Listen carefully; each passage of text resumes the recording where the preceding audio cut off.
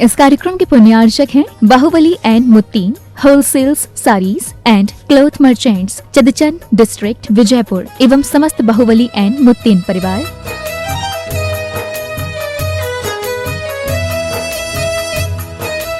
राजगुरु ज्योतिष पवन जी शास्त्री, एक ही बार में समस्याओं का समाधान, 100% गारंटी से काम, फैमिली प्रॉब्लम, बिजनेस में नुकसान, शादी सगाई में रुकावट, फंसे हुए पैसे, डिवोर्स समस्या एवं अन्य समस्याओं के लिए संपर्क करें 8209931336 9737202129। ब्रांच अहमदाबाद एवं हैदराबाद।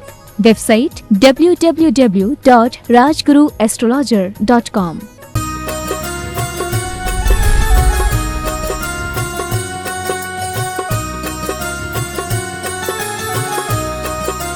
जय बोलिए देवाधिदेव 1008 श्री चंद्र प्रभु भगवान की जय जय जय। वर्तमान शासन नायक वर्धमान महावीर स्वामी भगवान की जय जय जय।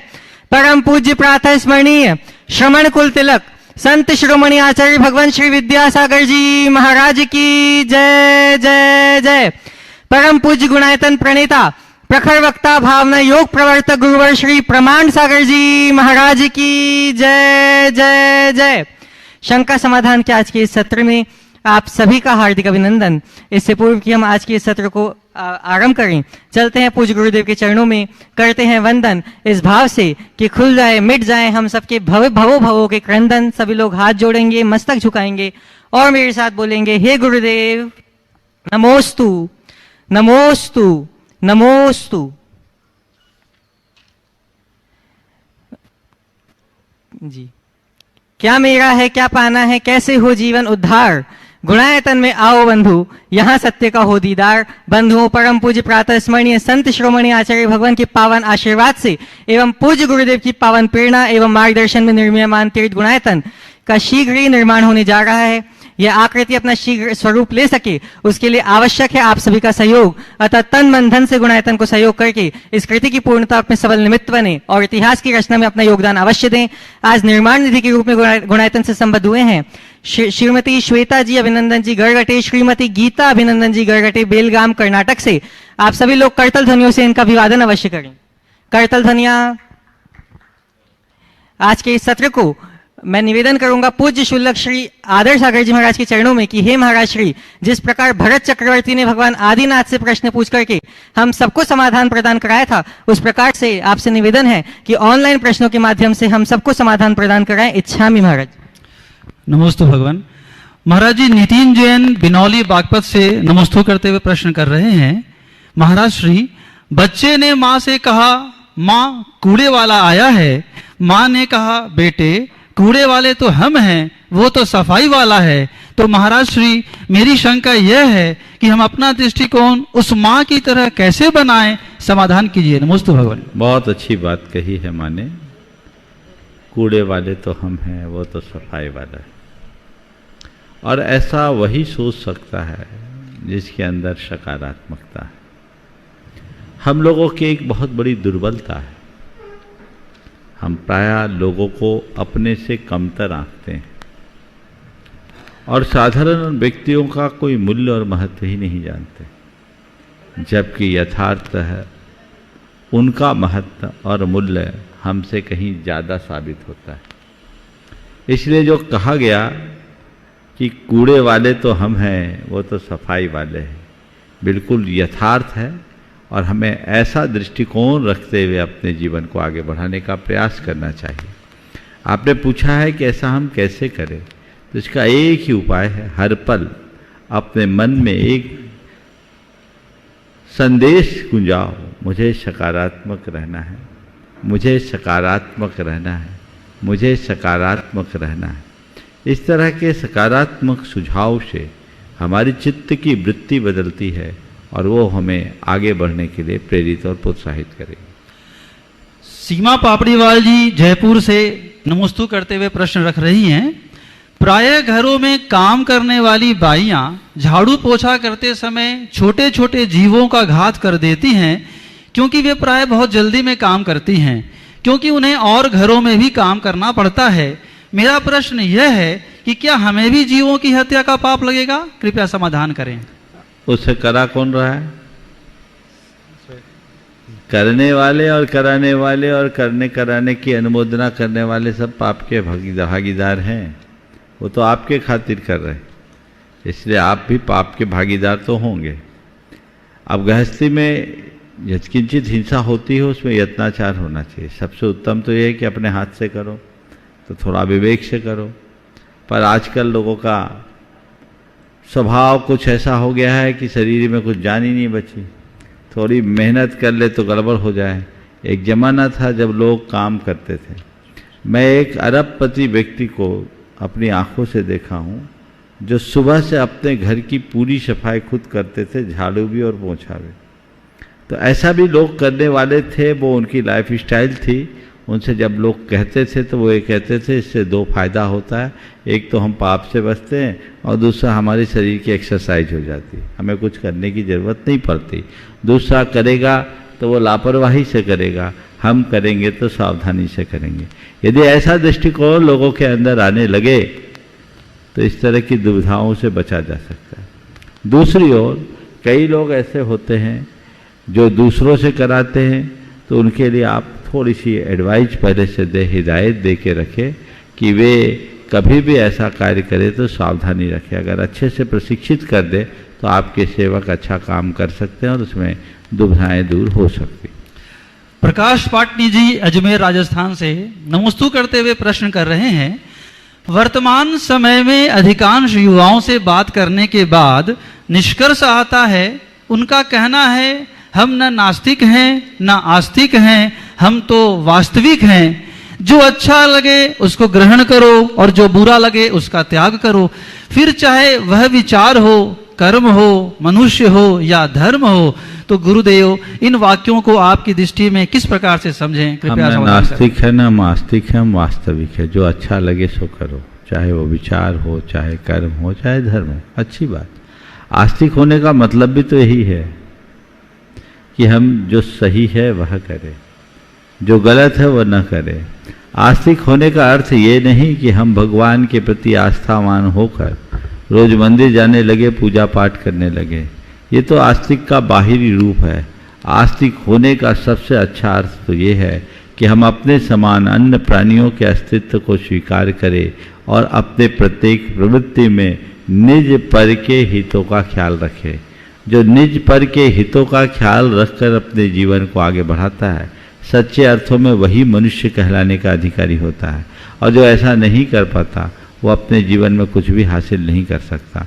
इसलिए हम अपने जीवन को वास्तविकता के साथ जोड़ करके भी आगे बढ़ना चाहें, बढ़ें, पर जीवन की वास्तविकता को तो पहचानें।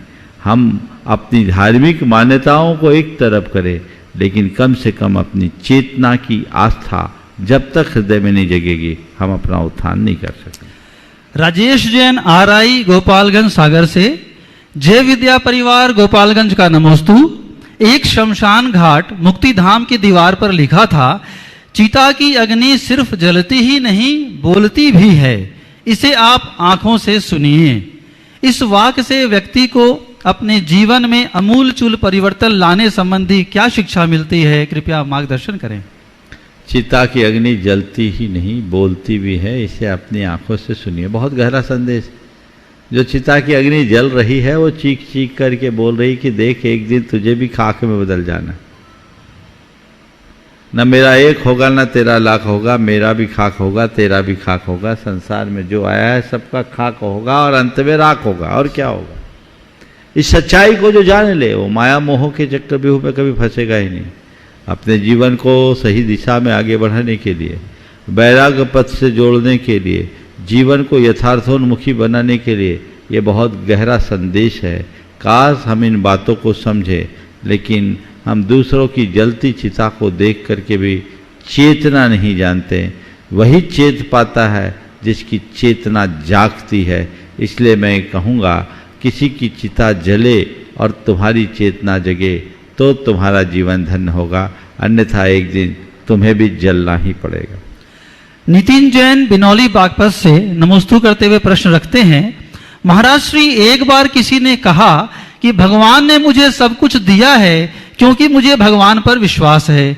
तभी दूसरा व्यक्ति बोला कि भगवान ने मुझे कुछ नहीं दिया क्योंकि भगवान को मुझ पर विश्वास है। तो महाराज श्री, मेरी शंका यह है कि भगवान पर और स्वयं पर कितना विश्वास करें कि हम जो चाहे वो पा सकें, समाधान कीजिए। भगवान ने मुझे सब कुछ दिया क्योंकि मुझे भगवान पर विश्वास है, और भगवान ने मुझे कुछ नहीं दिया क्योंकि मुझ पर विश्वास है। आपने पूछा ऐसा हम क्या करें कि हम जो चाहे सो पा लें, यही पूछा है ना। देखिए, बात बिल्कुल सही है। भगवान ने मुझे सब कुछ दिया, ये एक कथन है, और भगवान ने मुझे कुछ नहीं दिया, ये भी एक कथन है। सच्चे अर्थों में अगर पूछा जाए तो भगवान कुछ देते भी नहीं, लेकिन हम अगर चाहें तो सब कुछ पा सकते हैं। भगवान ने कहा है, बताया है कि जो तू चाहता है वह सब तेरे पास है, उसे पहचानने भर की देर है। जब तक मनुष्य अपने अंदर की सामर्थ्य को नहीं पहचानता, अपने भीतर छिपी हुई संभावनाओं को नहीं जानता, तब तक वो अपने जीवन का उत्थान नहीं कर सकता। इसलिए अपने आप को पहचान कर, जानकर अपने जीवन को आगे बढ़ाने का रास्ता खोले, जिससे जीवन का पथ प्रशस्त हो। प्रवीण सिंह गढ़ाकोटा से जिज्ञासा करते हैं, महाराज जी, धन से धर्म होता है अथवा धर्म से धन आता है? कृपया समाधान करें। धन से धर्म होता है या धर्म से धन होता है? देखिए, धर्म करने वाले व्यक्ति का जीवन धन्य होता है। पहली बात तो ये कहूँगा, धर्म से धन होता है या नहीं होता ये बात की बात है, पर धर्म करने से जीवन धन्य होता है, ये 100% की बात है, इसमें कोई संशय नहीं। अब सवाल है, धन से धर्म होता या धर्म से धन होता? मैं कहूँगा न धन से धर्म होता न धर्म से धन होता। क्या बोल रहा हूँ? न धन से धर्म होता और न ही धर्म से धन होता। तो क्या होता? धन का त्याग करने से धर्म होता है, धन का संग्रह करने से नहीं। आपने धन अर्जन किया, जोड़ लोगे तो धर्म नहीं होगा, सद्व्यय करोगे तो धर्म होगा। तो धन संग्रह का नाम धर्म नहीं, धन के सद्व्यय का नाम धर्म है। तो मैं कहूँगा, धन से धर्म नहीं होता, धन के त्याग से धर्म होता है। अब जो दूसरा पहलू है, क्या धर्म से धन होता है? तो मैं पुनः कह रहा हूं, धर्म से धन नहीं होता, लेकिन धर्मी का जीवन धन्य बन जाता है। वो जहां चाहे जो चाहे वह सब पाने की योग्यता अपने भीतर विकसित कर लेता है। प्रमोद कुमार जी पापड़ीवाल जयपुर से नमोस्तु करते हुए जिज्ञासा रखते हैं, आगे बढ़ने वाला इंसान कभी भी किसी को नुकसान नहीं पहुंचाता, लेकिन जो दूसरों को नुकसान पहुंचाते हैं वो कभी भी आगे नहीं बढ़ सकते। लेकिन प्राय यह देखा जाता है कि लोग अपना श्रम दूसरों को गिराने में ज्यादा लगाते हैं। मेरा प्रश्न यह है कि इस प्रकार की प्रवृत्ति लोग क्यों रखते हैं, इससे उनको क्या फायदा होता है? कृपया समाधान करें। ये स्वाभाविक है, जब कोई आगे बढ़ता है तो पीछे खींचने वाले लोग मिलते ही हैं। हमें इनसे घबराना नहीं चाहिए। कुछ लोगों का ऐसा स्वभाव होता है, वो टांग खींचने की प्रवृत्ति रखते हैं। उनका स्वभाव केकड़ों जैसा होता है। वो अपने आप को, अपनी शक्ति को, स्वयं को आगे बढ़ाने में लगाने की जगह सामने वाले को पीछे खींचने में लगा देते हैं। और ऐसा जिनके साथ होगा वो कहीं ना कहीं पिछड़ेंगे। लेकिन जो लोग लगनशील हैं, अपने लक्ष्य और ध्येय के प्रति समर्पित हैं और अपनी संपूर्ण शक्ति को सकारात्मक दिशा में लेकर चल रहे हैं, वो ऐसा नहीं करते। मैं सभी को एक संदेश देना चाहूँगा, मछली और केकड़े दोनों के जीवन को देखें।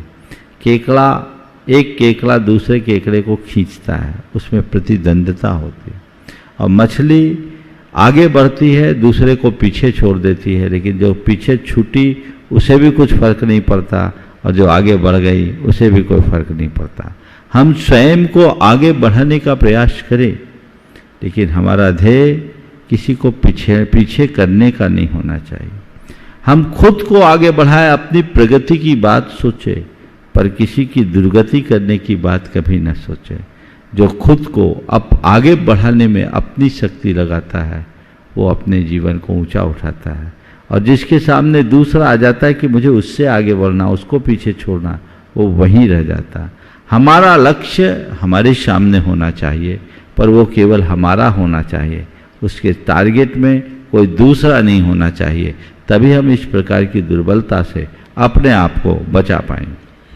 महेंद्र कुमार जैन जी टोंक से नमोस्तु करते हुए प्रश्न करते हैं, गुरुदेव हमारे यहाँ पर जैन मंदिर में माली ना होने के कारण मंदिर की सेवा जैसे झाड़ू पोंछा साफ सफाई बर्तन मार्जन आदि कार्य हम ही करते हैं। तो महाराज जी हमारी एक जिज्ञासा है, मंदिर जी में जो भी सामग्री चढ़ावा आता है उसका हम क्या करें? उसको बिल्कुल, अगर आपके यहाँ गौशाला है तो गौशाला में दे दो, पशु पक्षियों को खिला दो, दीन दुखियों को खिला दो। कायदे से तो यही है इसका धर्म। अगर आप वो करें तो ज़्यादा अच्छा है। आज भी गुनायतन में जितना भी द्रव्य चढ़ता है सब पशु पक्षियों के काम में आता है। इतनी सारी सामग्री चढ़ती है, लेकिन गौशालाओं में जाती है, पशु पक्षियों में जाती है, तो आप उनका उपयोग वहाँ कर सकते हैं। और ऐसे ही द्रव्य सामग्री चढ़ाएं जो पशु पक्षियों के खाने में काम आए। उषा वैद्य जी जयपुर से नमोस्तु करते हुए जिज्ञासा रखती हैं कि जो पाप करते हैं उनको सजा क्यों नहीं देते भगवान, और पुण्य करते हैं उनको सजा क्यों देते हैं? कृपया शंका का समाधान करें। जो पाप करते हैं उनको सजा क्यों नहीं मिलता, और जो पुण्य करते हैं उनको सजा क्यों मिलता? मैं यही कहूँगा कि पापी को क्या सजा देना, वो तो अपने आप गिर रहा है, वो अपने भावी अपने लिए गड्ढा खोद रहा है। लेकिन पुण्य करने का मतलब ऊपर चढ़ना, ऊपर चढ़ने में, और पाप करने का मतलब है नीचे गिरना। नीचे गिरने के लिए कुछ करना नहीं पड़ता, एक पैर फिसलता आदमी गिरता है। वो पतनोन्मुखी है, आज उसे सब कुछ अच्छा दिख रहा है, लेकिन कल उसका पतन सुनिश्चित होगा। लेकिन धर्म करना, पुण्य करना, स्वयं का उत्कर्ष करना है, तो उत्कर्ष करने में कठिनाइयों का तो सामना करना ही पड़ेगा। पहाड़ी पर ऐसे नहीं चढ़ा जा सकता, कदम कदम पर संभल कर चलना होता है। तो धर्म करना है तो ये मत सोचो कि धर्म करने से अनुकूलता होगी। सच्ची परीक्षा तो धर्मी की ही होती है। मैंने अनेक बार कहा कि हमेशा उपसर्ग साधुओं पर आते हैं, डाकुओं पर नहीं, और परीक्षा सतियों की होती है, वेश्याओं की नहीं। कसौटी पर सोने को कसा जाता है, पीतल को नहीं। इसलिए इस बात को समझिए, उपसर्ग धर्मी पर आएंगे, परेशानी धर्मी पर आएंगे, पापी पर नहीं। संगीता गहवाणे जी गुणायतन ट्रस्टी अकोला से नमोस्तु करते हुए जिज्ञासा रखती हैं, गाय घास खाकर भी दूध देती है, पेड़ को पत्थर मारने पर भी वह फल देता है, तोता मिर्ची खाने पर भी मीठा बोलता है, लेकिन गुरुदेव महंगी शक्कर खाता है फिर भी हमेशा कड़वा क्यों बोलता है? समाधान करें। नमोस्तु गुरुदेव। ऐसा इसलिए बोलता है ना, वो घाय जैसा है, ना पेड़ जैसा है, ना तोता जैसा, उनसे भी गया भी था। मनुष्य की सबसे बड़ी दुर्बलता है। मीठी शक्कर खाकर के भी कड़वी जवान रखने की जो प्रवृत्ति है वो अच्छी नहीं है। व्यक्ति को इस सत्य पर विचार करना चाहिए और अपने जीवन व्यवहार में बदलाव लाकर आगे बढ़ना चाहिए। अतुल दुबे जी, श्रीमती प्रतिभा दुबे जी सतना से नमोस्तु करते हुए प्रश्न रखते हैं। प्रश्न समय की पाबंदी से संबंधित है। नौकरी, व्यापार, ट्रेन पकड़ने में हम समय के पाबंद रहते हैं, क्योंकि नौकरी में देर होने पर नौकरी से निकाला जाएगा, व्यापार में ग्राहक चला जाता है, ट्रेन में लेट होने पर ट्रेन छूट जाती है। लेकिन मंदिर जाने व परोपकार सेवा में कोई समय की पाबंदी नहीं रहती है, ऐसा क्यों? और हम भौतिक को प्रथम व मंदिर सेवा गौण स्थान क्यों देते हैं? कृपया समाधान करें। नमोस्तु। देखिए, जहाँ हमें कुछ लाभ दिखता है वहाँ हम अपने आप समय के पाबंद हो जाते हैं। जहाँ हमें ऐसा लगने लगता है कि यदि हम चूक गए तो बहुत कुछ खोना पड़ेगा, वहाँ व्यक्ति समय का पाबंद हो जाता है।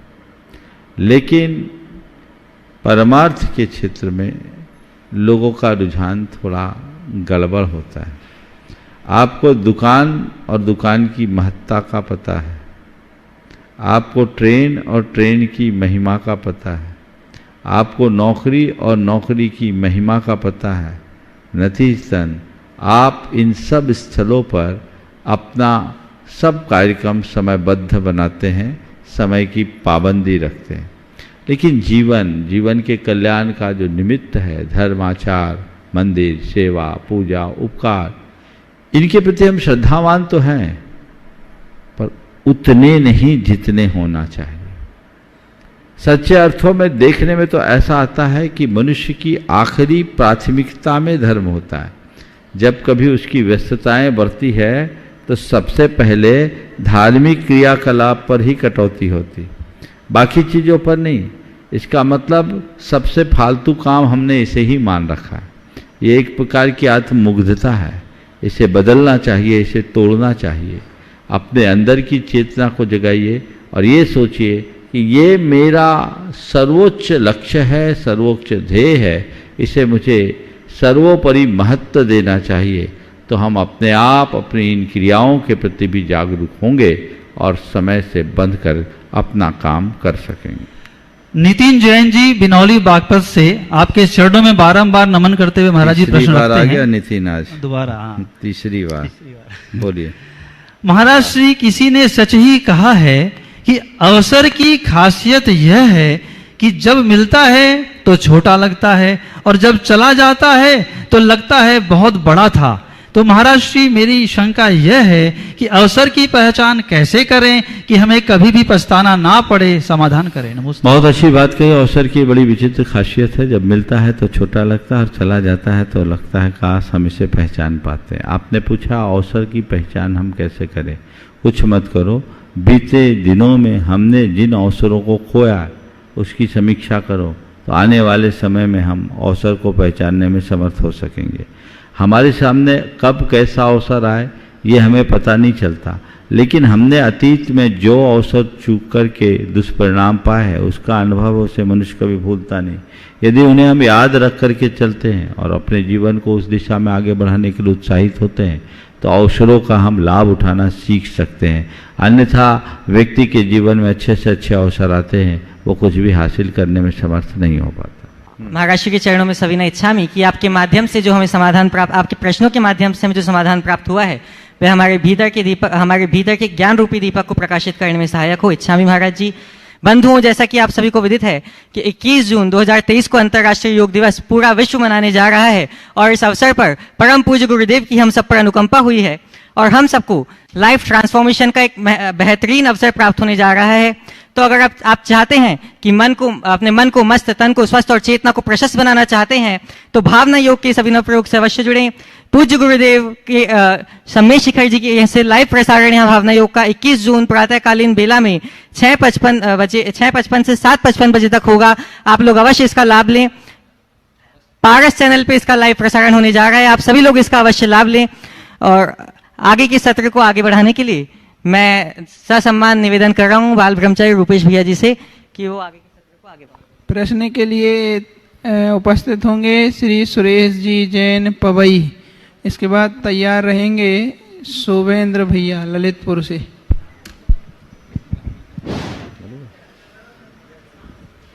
बोलिए 1008 श्री आदिनाथ भगवान की जय। परम पूज्य 108 मुनि श्री 108 आचार्य श्री विद्यासागर जी महाराज की जय। समस्त मुनि संघ की जय। हे महाराज जी, जब से आचार्य श्री विद्यासागर महाराज ने गौ संरक्षण के लिए आगाज किया है तब से ये जैन मंचों पे भी चर्चा का विषय बन गया है और आचार्य श्री के शिष्यों ने अनेक स्थानों पर गौशालाओं का निर्माण कराया है जिसमें लाखों की संख्या में गौवंश आज अपने आप को सुरक्षित महसूस कर रहा है। इन सब के बावजूद भी आज सड़कों पे आवारा गौवंश घूम रहा है। उसका प्रमुख कारण ये है कि उनकी उपयोगिता ना होना। हमारा निवेदन सिर्फ इतना है कि गौवंश के में अब दूध के लिए गाय को कोई नहीं पालता है, बल्कि गोबर और गोमूत्र की अगर उपयोगिता उनकी साबित होती है तो गाय को पालेगा और आदमी उसको सुरक्षित करेगा। सबसे उसका पहला विकल्प है कि ये जैविक खेती जो है वो गाय के गोबर और गौमूत्र से तैयार होती है। महाराज लोगों के आहारचर्या के समय श्रावक ये प्रतिज्ञा लेते हैं कि हे महाराज जी, आहार जल शुद्ध हैं। अगर उसके साथ एक लाइन और ऐड कर दी जाए कि हे महाराज जी जो देखिए, आपका सुझाव बहुत अच्छा है, प्रस्ताव अच्छा है।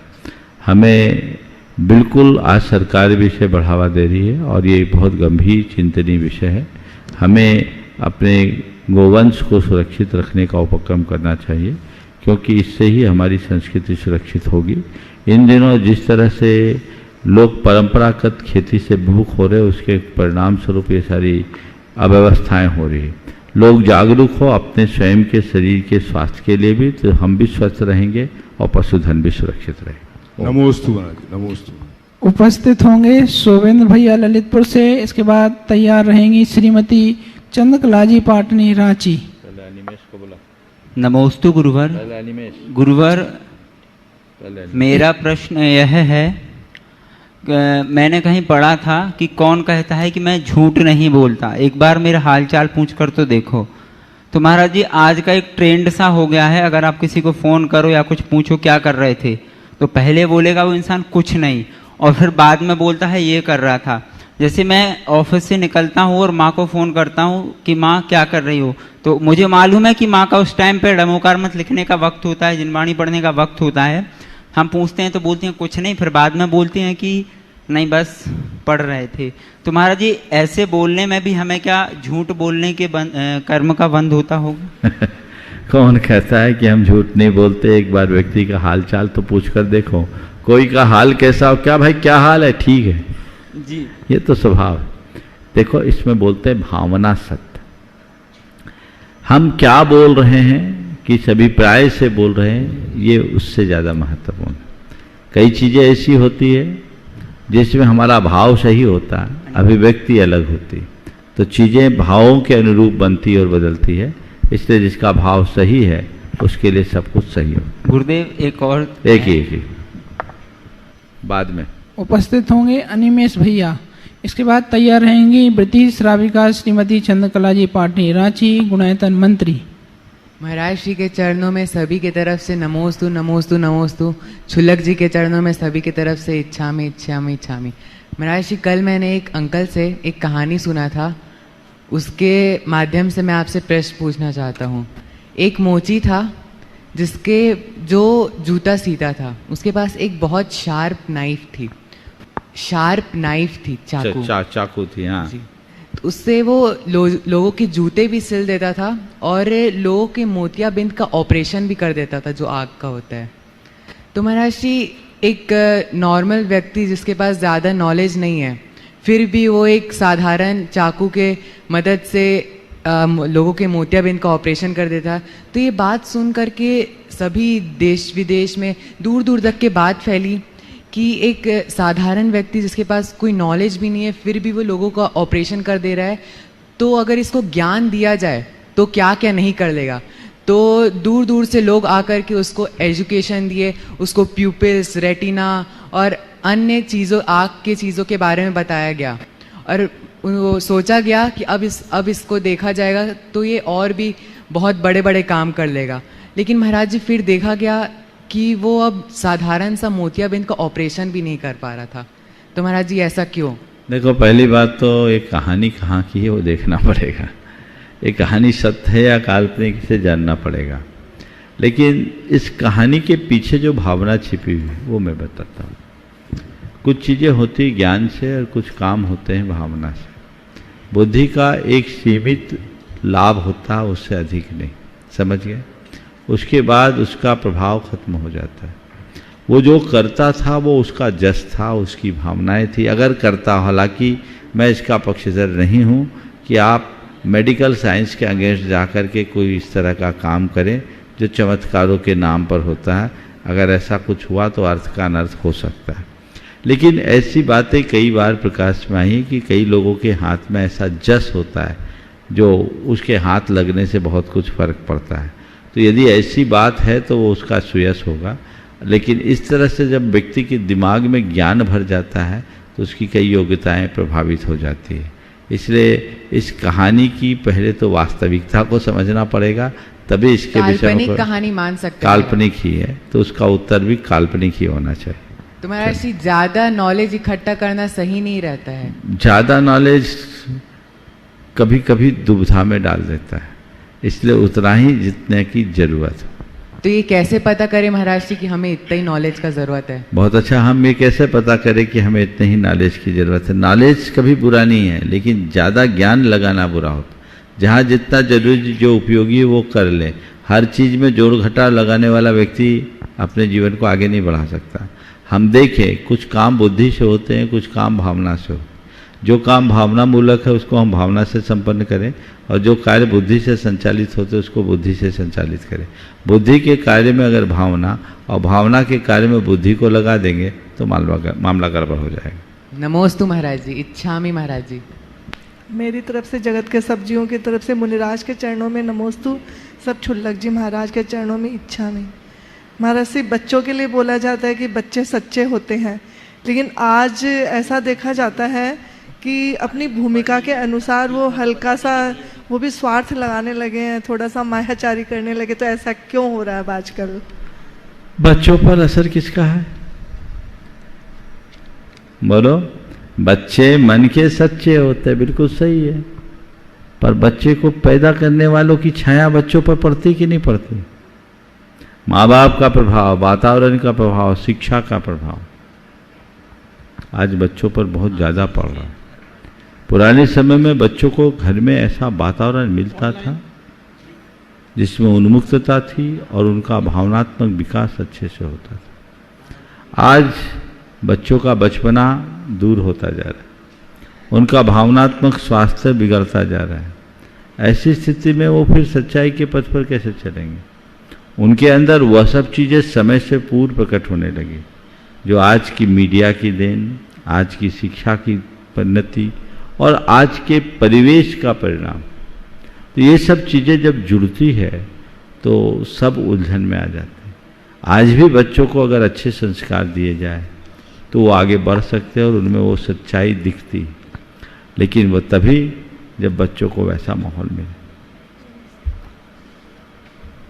अब मैं निवेदन कर रहा हूँ परम पूज्य क्षुल्लक श्री सुभग सागर महाराज जी के चरणों में अपना प्रश्न करने की कृपा करें। ओ पूज्य मुनिवर के चरणों में बारंबार नमोस्तु नमोस्तु नमोस्तु। महाराज जी, तीर्थंकर भगवान के चरित्र में आदि पढ़ते हैं कि तीर्थंकर भगवान को बिजली आदि कड़कने से, आईना देखने से वैराग्य होता है। तो महाराज जी, ये उनके वैराग्य का कारण ये संसारी जीवों के राग का कारण है। तो हमारी शंका ये है महाराज जी कि वो तद्भव मोक्षगामी है, इसलिए उनको इतने छोटे से कारण से वैराग्य होता है। कैसे? बहुत अच्छी बात कही। बिजली चमकता देख, इंद्रधनुष को विकटित होता देख, दर्पण में अपने छवि को थोड़ा भी विकृत होता देख उन्हें एक पल में वैराग्य होता है। ये इनके अनेक जन्मों के संस्कारों का सुफल है। जिनके संस्कार अच्छे होते हैं वो हर घटना में उस ज्ञान का रस निचोड़ते हैं। जिनका संस्कार उल्टा होता है वो अच्छी अच्छी घटनाओं से भी कोई पाठ नहीं पढ़ पाते। बिजलियां रोज चमकती है, इंद्रधनुष रोज बनते हैं, दर्पण लोग रोज देखते हैं, अपने बाल भी सफेद दिखाई पड़ते हैं। लेकिन आपने जैसा कहा कई लोग उनमें ही मदहोश होते। देखो कितना सुंदर इंद्रधनुष, वो राग में अंधे हैं, उनको ये पता नहीं कि पल में विलीन हो जाने वाला है। ये बिजली चमकी, बहुत अच्छी चमकी, पर कितने पल के लिए चमकी। अगर उनकी चेतना अंतर्मुख होती तो वो समझते हैं कि जैसे बिजली क्षण भर को चमकी और चले गई, ऐसी मेरा ये जीवन है, कब खत्म हो जाए कोई पता नहीं। अंतर्मुखता जब बढ़ती है तब वैराग होता है, सबको नहीं होता। देखिए, मैं एक बहुत अच्छी बात कह रहा हूँ सिद्धांत की। नरकों में नारकी लोग भयानक दुख भोगते हैं, पर ज्यादातर नारकी लोग उस दुख को भोगते भोगते और दुखी होते हैं और पाप बांधते हैं। कुछ कुछ नारकी ऐसे होते हैं कि उन्हें अपने दुखों को देखकर अंदर ही अंदर एक कचोट उठती है, उनका चित्त अंतर्मुख होता है और उनके हृदय में भाव आता है, काश मैंने सद्धर्म का आचरण किया होता तो आज मेरी ये दुर्गति नहीं होती। वही उनके सम्यक दर्शन का कारण बन जाता है। तो जिन जीवों की होनहार अच्छी होती है, जिन जीवों का भवितव्य अच्छा हो, जिन जीवों के संस्कार अच्छे होते हैं, वो छोटे से निमित्त से भी बड़ा बोध प्राप्त कर लेते हैं। जिनका होनहार उल्टा होता है उनको दिया गया बड़ा बड़ा ज्ञान भी कोई काम नहीं आता। तो तीर्थंकर परमात्मा इसीलिए हम सबके स्वयंभू माने जाते हैं। वो एक छोटी सी घटना से अपने जीवन को आगे बढ़ा देते। अब मैं निवेदन कर रहा हूँ परम पूज्य शुल्लक श्री चिद्रूप सागर महाराज जी के चरणों में। महाराज जी, पूज्य मुनि श्री के चरणों में कोटि कोटि नमोस्तु। महाराज जी, प्राय एक वाक्य सुनने में आता है कि किसी व्यक्ति को अपने समय से पूर्व और भाग्य से ज्यादा किसी को नहीं मिलता। महाराज जी, इस वाक्य को काललब्धि के द्वारा कैसे समझ सकते हैं? समय से पूर्व भाग्य से ज्यादा कुछ नहीं मिलता एक सामान्य कथन है, लोक व्यवहार में बहुत प्रसिद्ध भी। आपने पूछा इसे काललब्धि के द्वारा हम कैसे घटाएं। देखिए, काललब्धि शब्द हमारे शास्त्रों में भी आता है और काललब्धि का मतलब यह है कि जब तक आपके अनुकूल समय नहीं आया तब तक आपका कोई भी काम पूरा नहीं होगा। लेकिन जैन शास्त्रों में काललब्धि की विवेचना दूसरे तरीके से भी की गई। जैन शास्त्र कहते हैं कि तुम अगर काललब्धि के भरोसे बैठे रहोगे तो अपने जीवन में कुछ नहीं कर पाओगे। पंडित टोडरमल जी ने अपने मोक्षमार्ग प्रकाशक में एक बहुत अच्छी बात कही कि काललब्धि बहुत सारे लोग आजकल कहते हैं तत्व चर्चा में काललब्धि या होनहार मेरी जब होगी तब मेरा सब कुछ घटेगा। तो उन्होंने एक बहुत अच्छी बात कही, तू खान पान व्यापार आदि में तो उद्यम करे और यहाँ होनहार बतावे। तू खान पान व्यापार आदि में तो उद्यम करे और यहाँ होनहार बतावे हैं, सो जानिए है तेरा साचा श्रद्धान यहाँ है नाही, झूठे माना दिखते बातें बतावे। तुम दुनियादारी के काम में तो जब मेरा होनहार होगा, जब मेरी काललब्धि आएगी तो होगा, तब वहां तो मेहनत करते हो, वहां होनहार की बात नहीं करते, काललब्धि की बात नहीं करते। और परमार्थ के क्षेत्र की जब बात आती तो तुम होनहार की बात करने लगते हो। इसका मतलब ये सब गड़बड़ है। पूरे प्रकरण का उपसंहार करते हुए उन्होंने बहुत अच्छी बात लिखी, तिस कारण ते काललब्धि व होनहार तो किछु वस्तु है नाही, जिस समय काल कार्य भया सोई काललब्धि, और काज का होना ही होनहार। समझ गए? मेरी काललब्धि क्या है मुझे नहीं पता, पर मेरा लक्ष्य क्या है इसका मुझे पता होना चाहिए। अगर हम पुरुषार्थ करें तो अपने जीवन में काफी कुछ आगे प्रगति कर सकते हैं। ये बात सच है कि अगर मेरा भविष्य उज्जवल नहीं होगा तो मेरा अनंत पुरुषार्थ भी मुझे परिणाम नहीं देगा। लेकिन मुझे नहीं मालूम मेरा भवितव्य क्या है। मुझे एक ही बात का पता है कि मेरा ध्येय क्या है, मुझे क्या करना है, मुझे क्या पाना है। और जो मेरा ध्येय है, जो मुझे पाना है, उसके लिए मुझे सतत प्रयत्नशील रहना। अब मैं निवेदन कर रहा हूँ परम पूज्य शुल्लक श्री समाधान सागर महाराज जी के चरणों में। इच्छाई महाराज जी। नमोस्तु महाराज जी, नमोस्तु महाराज जी। जब आचार विचार की बात आती है तो लोग उपदेश देते हैं, जैसे कि जब तक सूरज चांद रहेगा मुनियों का सम्मान रहेगा, जब तक सूरज में है पानी मुनियों की अमर कहानी, जैन मुनि देख लो त्याग करना सीख लो। तो महाराज जी जो कहते हैं वो उस बात को स्वीकार अपने जीवन में किस प्रकार से करें, समाधान करें। नमोस्तु महाराज जी। धर्म को जब तक नारों तक सीमित रखोगे तो किनारा नहीं है। नारे तो तुम लगा रहे हो, अपने अंदर भी तो झांक कर देखो। ठीक है, धर्म और धर्मी का गौरव बढ़ना चाहिए, बढ़ाना चाहिए, उसके लिए उद्गार भी व्यक्त करना चाहिए।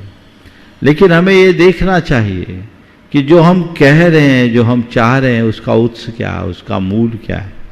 यदि हम उस दिशा में ध्यान देंगे तभी अपने जीवन में कुछ अच्छा कर पाएंगे, अन्यथा नहीं। अब मैं निवेदन कर रहा हूँ परम पूज्य शुल्लक श्री आदर्श सागर महाराज जी के चरणों में। इच्छाई महाराज जी। नमोस्तु भगवान। हमने जगत के सारे जीवों के साथ रहकर जी लिया, फिर भी जगन्नाथ नहीं बन पाए। अब एक बार स्वयं के साथ रहना सीख लें तो सदा के लिए सिद्धों में वास हो जाएगा। महाराज जी, परिवार के बीच रहने वाला, समाज के बीच रहने वाला व्यक्ति स्वयं के साथ रहने की कला कैसे विकसित करे? हम सारे जगत के साथ रह लिए पर जगन्नाथ न बन सके। एक बार स्वयं के साथ रहना सीख ले तो सिद्धों के साथ साक्षात्कार वास, साक्षात वास हो जाएगा। आपने कहा परिवार और समाज में रहते हुए स्वयं के साथ रहने की कला कैसे विकसित करें। देखिए, बहुत अच्छा वाक्य है। जगत के साथ रहने वाला जगन्नाथ नहीं बनता, स्वयं का साथ पाने वाला जगन्नाथ बन जाता है। बहुत अच्छी बात किसी ने लिखी है, जमाने में उसने बड़ी बात कर ली, स्वयं से जिसने अपनी मुलाकात कर ली, खुद से जिसने अपनी मुलाकात कर ली। हमारी एक बड़ी दुर्बलता है, हम सारी दुनिया की तरफ भागते हैं, खुद को पहचानने की कोशिश नहीं कर पाते। हम खुद को जाने, खुद को पहचाने, उस दिशा में आगे बढ़ने के लिए सतत प्रयत्नशील रहे तो जीवन में आगे बढ़ा जा सकता है।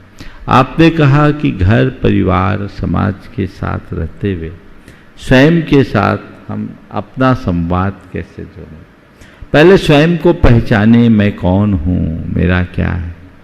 सबके साथ रह करके भी स्वयं में रमा जा सकता है यदि हमारे अंदर दृष्टि हो। हम कर्ता बुद्धि से नहीं, कर्तव्य की भावना से रहना सीखें। ये मेरा कर्तव्य है जिसका मैं अनुपालन कर रहा हूँ। ये संसार में जो भी चीज़ें हो, नदी नाव संयोग मात्र, संयोग संयोग है, वो स्थायी नहीं है। ऐसी सोच जब अंतर मन में घटती है तो हमारे जीवन का पथ प्रशस्त होता है। तो मैं कौन हूँ, मेरा क्या है, ये बात बार बार विचार में आना चाहिए। एगो हम शाश्वतो आदानान दंस लखनो, ये बात ध्यान में रखना चाहिए। बहुत अच्छी बात किसी ने लिखी है, घिरे रहो परिवार से पर भूलो न ये विवेक। घिरे रहो परिवार से पर भूलो न ये विवेक। आया एक का एक था, अंत एक का एक। सबके साथ रहो पर अपने आप को अकेला मानो। आप ट्रेन में यात्रा करते हो, अनेक लोग साथ रहते हैं, मिलकर बात भी करते हैं, लेकिन जब सामने वाले का पड़ाव आता है, वो उतरता है, आप बाय करके चुपचाप बैठ जाते हैं। मन में कोई मायूसी, कोई मलिनता, कोई दुख आता है, नहीं भाई, उनका इतने ही देर का साथ था, उनकी मंजिल अलग, मेरी मंजिल अलग। मेरा जब पड़ाव आएगा मैं भी इनका साथ छोड़कर चल दूंगा, क्योंकि मेरी मंजिल अलग है, मेरा गंतव्य अलग है। ये समझ है। तो जब व्यक्ति को स्वरूप का बोध आता है, व्यवहार अपने आप बदल जाता है। हम सब के बीच में रहते हुए स्वयं के अंदर अपने स्वयं को पहचान कर अपना जीवन आगे बढ़ाएं। बहुत अच्छी बात कही है, रे समदृष्टि जीवड़ा करे कुटुंब प्रतिपाल। रे समदृष्टि जीवड़ा करे कुटुंब प्रतिपाल। अंदर से न्यारा रहे धाय खिलावे वाल। एक धाय होती है जो बच्चे को खिलाती है और खिलाते वक्त अपना संपूर्ण मातृत्व उसमें उड़ेल देती। कुछ पल के लिए बच्चों को भी भ्रम हो जाता है कि कहीं यही मेरी माँ है, असली माँ मान बैठ। लेकिन पूरा मातृत्व उड़ेलने के बाद भी धाय ये बात ध्यान में रखती है कि मेरा बेटा ये नहीं है, ये मेरा कर्तव्य है जो मैं कर रही हूँ, मेरा बेटा ये नहीं। इसी तरह ये सब संसार में जो मैं कर रहा हूँ सो कर रहा हूँ, पर ये मेरा असली स्वभाव नहीं है, ये मेरा असली स्वरूप नहीं है। ऐसी समझ जब अंतर मन में जमती है तब कहीं जाकर जीवन का पथ प्रशस्त हो पाता है। अब मैं निवेदन कर रहा हूँ परम पूज्य क्षुल्लक श्री स्वरूप सागर महाराज जी के चरणों में। इच्छाई महाराज जी। महाराज के चरणों में बारंबार नमोस्तु। महाराज श्री, वर्तमान में विज्ञापन का युग है। कंपनियां अपने उत्पादों का ऐसा प्रचार करती हैं कि अगर आप और आपका परिवार, बच्चे ये उत्पाद यूज़ नहीं कर रहे हैं तो आप पिछड़ जाएंगे, और लोग भी उनकी बातों में आ जाते हैं। उदाहरण के लिए बहुत सारे पाउडर आते हैं जो दूध में मिला के पिए जाते हैं। वो बोलते हैं कि इससे आपको स्ट्रेंथ मिलेगी, इंटेलिजेंस मिलेगी, और उनको अगर पीछे पलट के देखें तो उसमें बहुत साधारण सी चीज़ें होती हैं, बस कुछ स्वाद बढ़ाने वाली चीज़ें होती हैं और हो सकता है कुछ अभक्ष पदार्थ भी हों। और अगर पोषण की बात करें तो देसी सत्तू में उससे ज़्यादा पोषण होता है, लेकिन लोग विज्ञापन के चक्कर में उनकी बातों में आ जाते हैं और अपने बच्चों को खिलाने पिलाने लगते हैं। ऐसे सैकड़ों प्रोडक्ट हैं महाराष्ट्री, और लोग कई परिवार में तो लोग अन्य स्थानों पर कटौती करके ऐसे चीज़ें लाते हैं और खिलाते पिलाते हैं और उन्हें लगता है कि वो बहुत अच्छी चीज़ें अपने परिवार को दे रहे हैं। तो महाराष्ट्री ऐसी अंधी दौड़ कहाँ लेके जाएगी? देखिए, बहुत ही गंभीर बात आज अपने उपस्थित किया है। ये कंज्यूमरिज्म का, उपभोक्तावाद का सबसे नकारात्मक पहलू। आज चीज़ें विज्ञापन के बल पर बाजार में चलती है, लोग उसकी उपयोगिता पर विचार किए बिना, उसके औचित्य का विचार किए बिना अंधानुकरण करते हैं। अगर इसके पीछे कई कारण हैं। एक तो यह है कि जो चीज़ें हम रोज़ रोज़ देखते हैं उसके प्रति हमारा मन आकर्षित हो जाता है। लोग सोचते हैं कि चलो अच्छा है, कंपनी का विज्ञापन है, तो विज्ञापन है। आज के ज़माने में विज्ञापन पर एक प्रसंग मुझे याद आ गया। एक आदमी मरा, उसका पुण्य पाप बराबर निकला। उससे पूछा गया, भैया तुम कहाँ जाओगे, स्वर्ग में जाना पसंद करोगे कि नरक में? वो दुविधा में पड़ गया। तो उससे कहा कि एक काम करो, तुम स्वर्ग नरक दोनों जगह विजिट कर आओ, जहाँ तुम चाहोगे वहाँ हम तुम्हें शिफ्ट कर देंगे। वो सबसे पहले स्वर्ग गया, देखा रही देवता लोग पूजा कर रहे, पाठ कर रहे, ध्यान कर रहे। बोले यहाँ जीवन में कोई रस ही नहीं, नीरस है, कोई को किसी से कोई मतलब ही नहीं, मजा ही नहीं। अब वो नरक गया। जैसे ही नरक गया, उसका शानदार रिसेप्शन हुआ, विस्की से उसका रिसेप्शन हुआ। अंदर गया, डिस्कोथेक चल रहा था। उसने कहा, अरे हद हो गई, जिंदगी का सबसे बड़ा मजा तो यहाँ है, बेकार में पंडितों ने इसे बदनाम कर रखा। गया, बोला भाई कहाँ जाना चाहोगे? बोला मुझे नरक भेज दो। नरक जाना चाहते हो? सोच लो। बोले हाँ, देख लिया, कुछ नहीं रखा तुम्हारे स्वर्ग में। ठीक है, उसको नरक शिफ्ट कर दिया गया। और जैसे ही वो नरक गया, वही मार काट रौद्र रूप सामने हो गया। घबरा गया, ये क्या? उसने वहां के अधिकारी से पूछा, ये क्या मामला है जी? अभी मैं जो देख कर गया वो नरक कुछ और था और ये नरक कुछ और है, मामला क्या है? उसने कहा, साहब वो नरक का विज्ञापन था, ये असली नरक है। समझ गए? वो नरक का विज्ञापन था, ये असली नरक है। तो विज्ञापनों के व्यामोह से बचना चाहिए, औचित्य और उपयोगिता को देखना चाहिए।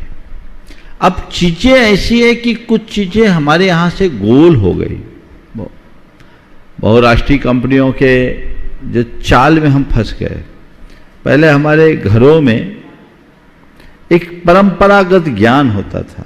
घर की बड़ी दादी नानी वगैरह होती थी, उनको घरेलू नुस्खे पता रहते थे। खान पान में किस ऋतुचर्या के अनुरूप कब क्या खाना ये बताया जाता था। बच्चे से बड़े तक के लिए सब कुछ वो चीज़ें घर में सुलभ हो जाती थी।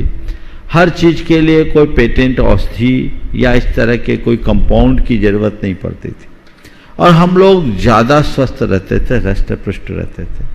अब घर में दादी और नानी की बखत ही खत्म हो गई। एक तो बच्ची नहीं हैं भी तो उनकी कोई सुनता नहीं है। और आजकल की नई नई बहुओं को अपनी दादी नानी से तो कोई लेना देना नहीं। वो तो जो देखती हैं वो ये लाना वो लाना, इससे बच्चे को अच्छा मिलेगा, इससे बच्चे को ऐसा होगा, और रही सही कसर है गूगल और यूट्यूब पूरा कर देते। ऑनलाइन चीजें मंगा रहे हैं। उपयोगिता और औचित्य का विचार किए बिना जब इस तरह का काम करते हैं, इस तरह के कंपोनेंट्स को प्रयोग करते हैं, सप्लीमेंट्स लेते हैं, शरीर पर दुष्प्रभाव पड़ता है। उससे हमारी जो नैसर्गिक शक्ति वो कमजोर होती है। उसमें बहुत सारे भक्ष्य पदार्थ भी मिलते हैं और वो शरीर के लिए हानिकारक होते हैं। आजकल एक जिम के लिए जो प्रोटीन के पैक के बारे में बोलते हैं, वो अशुद्ध है महान, और वो उसके कारण डायबिटीज और अन्य तरह की बीमारियां बढ़ रही हैं। अब लेकिन जिम का चलन बहुत तेजी से बढ़ गया है, सब लोग जिम करते हैं। तो ये जो चीजें हो गई है ये बहुत गड़बड़ है। पहले लोग पहलवानी करते थे तो पाव भर चना फुला के खाते थे, आराम से दूध पीते थे, मस्त रहते थे। अब ये सब चीज़ें जो लेने लगे अलग अलग सप्लीमेंट्स के रूप में, वो उन सब चीज़ों की महत्ता को कम कर दिया है, उससे उसकी गुणवत्ता प्रभावित हो रही है और इसलिए ये समस्याएं आज खड़ी हो रही है जो आने वाले दिनों में बहुत नुकसानदेह साबित होगी। हम चाहेंगे कि अब फिर से लोग अपनी जो परंपरागत बातें हैं उनको प्रचारित करें ताकि छोटी मोटी समस्याओं का समाधान लोग कर सके। बड़े बुजुर्गों को भी अब अनुभव नहीं बचा उपयोगिता के अभाव में। अगर इस सब चीज़ों को फिर से प्रवर्तित किया जाए तो बहुत कुछ अच्छा लाभ हो सकता है। उपस्थित होंगे आशीष जी जैन हरपालपुर से, इसके बाद तैयार रहेंगे राहुल जी जैन हरपालपुर। गुरुवर के चरणों में बारंबार नमोस्तु। गुरुवर, मेरा प्रश्न यह है कि हमारे शास्त्रों में बहुत जगह भगवान राम की चर्चा की गई है, भगवान राम मोक्ष भी गए हैं, तो फिर महाराज जी जिनवाणी में उनके ऊपर पूजा या कोई चालीसा क्यों नहीं है? वो बस कहानियों या शास्त्रों तक ही सीमित क्यों है? और जैन रामायण का प्रचार करने से क्या लाभ और हानि हो सकते हैं? कृपया समाधान करें। देखिए, बहुत अच्छी बात है। रामचंद्र जी एक महापुरुष थे जैन धर्म के अनुसार। उन्हें 8वें बलभद्र के रूप में स्थान दिया गया है और वह मोक्षगामी महापुरुष थे। इस अर्थ में देखा जाए तो हमारे मोक्षगामी पुरुष तो अनंत है, पर जैन धर्म में मूल आराध्य के रूप में 24 तीर्थंकर रहे हैं। इसलिए हमने अपने मंदिरों में उनकी ही मूर्तियां स्थापित की। मुख्य रूप से 24 तीर्थंकरों को हमने देखा। और एक बात सदैव ध्यान में रखना है कि हम नाम कुछ भी करें, हम व्यक्ति की पूजा नहीं करते, गुणों की पूजा करते हैं। नाम उनका कोई भी हो, गुण होना चाहिए। तो रामचंद्र जी एक वीतराग स्वरूप में है, तो हम अगर किसी भी तीर्थंकर की वंदना करते हैं तो उनमें जितने भी वीतराग आत्माएं सबकी वंदना हो जाती है। चूंकि 24 तीर्थंकर को हमने मूल आराध्य बनाया, इसलिए मंदिरों की मूल वेदी में और पूजा अर्चा में उनकी प्रमुखता होती, ताकि पूरी परंपरा एक व्यवस्था के साथ बंधी रहे। यदि ऐसा नहीं करेंगे तो हमारे साथ भी वही हाल हो जाता जो वैष्णव परंपरा में, वैदिक परंपरा में बहुदेवतावाद के कारण हुआ। ये जैन आज सुरक्षित रहे क्योंकि हमने अपने मूल आराध्य के रूप में 24 तीर्थंकरों को ही स्थान दिया। जहाँ तक सवाल है रामचंद्र जी की, रामचंद्र जी एक लोकोत्तर पुरुष रहे, मर्यादा पुरुषोत्तम रहे। विभिन्न संस्कृतियों ने उन्हें मान्य किया, स्थान दिया। जैनों ने भी उन्हें मान्यता दी, अपनाया। उनके आदर्शों को लोगों ने समझा और उनके चरित्र को लिखा गया जैन रामायण के रूप में। आपने पूछा है कि जैन रामायण को अगर ठीक तरीके से प्रचारित करते हैं तो इससे क्या लाभ और हानि होगा। मैं कहूँगा कि जैन रामायण को अगर हम प्रचारित करते हैं तो लोगों को जैन धर्म और जैन दर्शन के मर्म को भी जानने का एक अवसर मिलेगा और बहुत सारे लोगों के जीवन में बहुत सारे बदलाव आएंगे। क्योंकि जैन धर्म में रामचंद्र जी को एक अवतार के रूप में नहीं, उन्हें बलभद्र के रूप में माना गया है।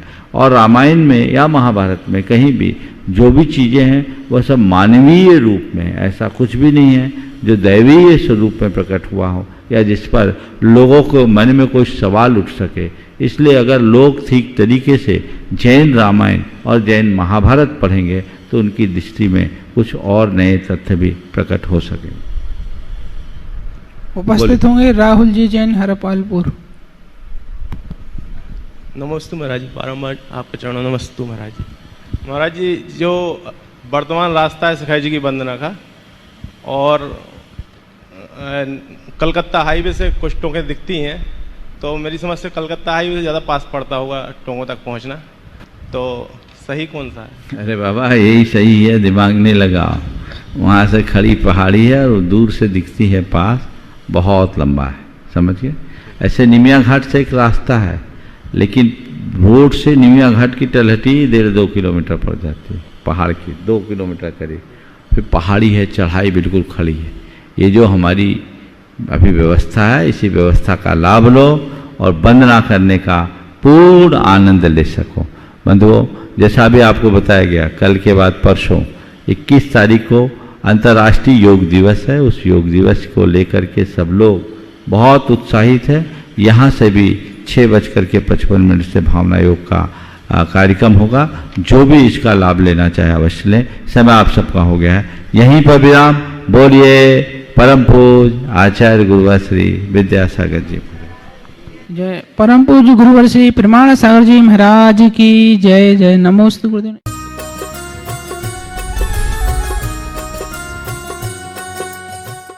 इस कार्यक्रम के पुण्यार्चक थे Bahubali and Muttin wholesales saris and cloth merchants, Chadchan district, Vijayapur एवं समस्त बाहुबली एंड मुत्तीन परिवार।